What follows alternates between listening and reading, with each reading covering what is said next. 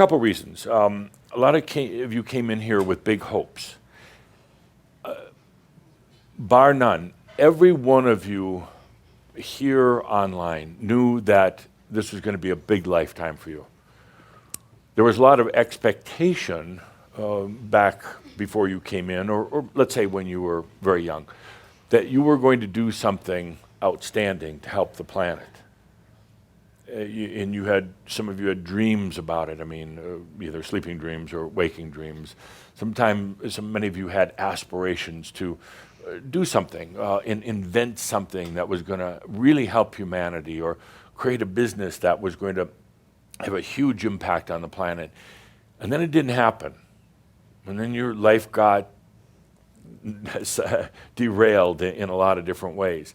And then that old dream, that feeling, this is going to be such a lifetime, and I'm going to do something significant for this planet to help bring it together, to help kind of kumbaya the whole thing, to end wars, and end hunger, and end slavery.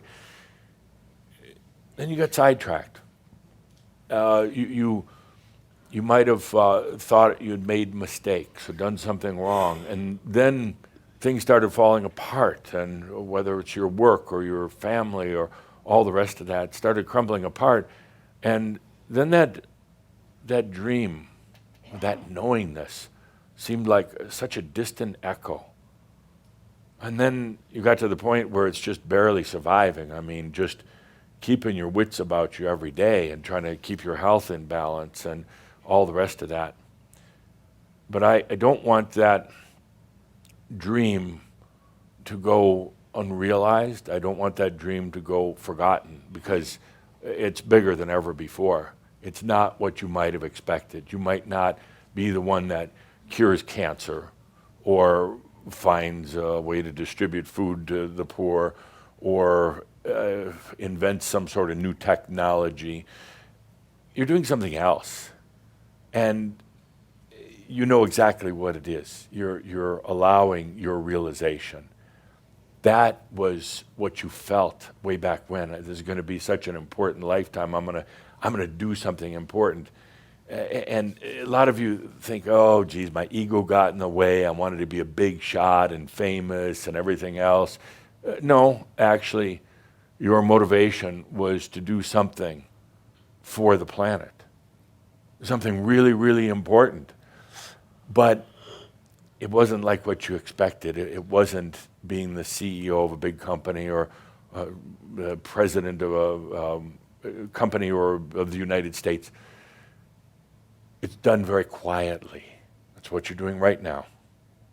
Right now. As much as part of you is saying, but I'm not doing anything. I want to scream when you say that.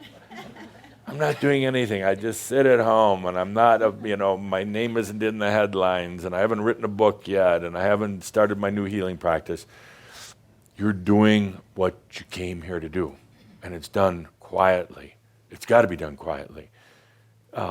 You're doing more for this planet than the one who figures a cure for cancer.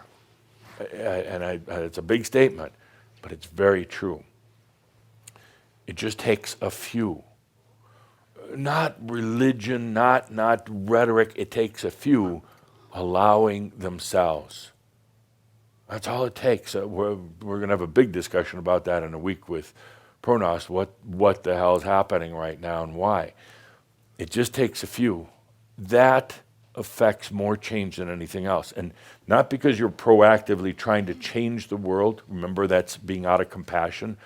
But when your light shines, to put it quite simply, your radiance illuminates potentials that they might not have ever seen. You just be standing at a coffee shop, waiting for your coffee, and here comes a drug addict, what do you call, meth head, coming right behind you to get their coffee with the money they just stole. And you don't have to say a thing. You don't have to do hocus pocus on them or Reiki. Your presence is all that matters. That's it. Because your presence is, for lack of better words, light. It is awareness, consciousness. And suddenly they may see the potential that they're not a meth head, that they're not addicted, that they don't need to steal. And they might never even know this came from you, ever. They just know that suddenly they had a revelation while drinking their coffee and maybe thought their coffee was spiked or something, but that's what you came here for. That's what you came here for. I love feeling back into your aspirations and your desire for this lifetime, not really knowing exactly how it would turn out, but knowing that it would. And you're doing it right now. That's one of those statements that I have to keep saying because you still don't believe it. You're still like, it sounds really good, but Adamus must be talking to the person next to me because I'm not doing that much. You can't possibly imagine in the human logic what you are doing. And that's why I love working with you. That's why I love both provoking you, kicking your butt, and loving you. So let's take a good deep breath with that.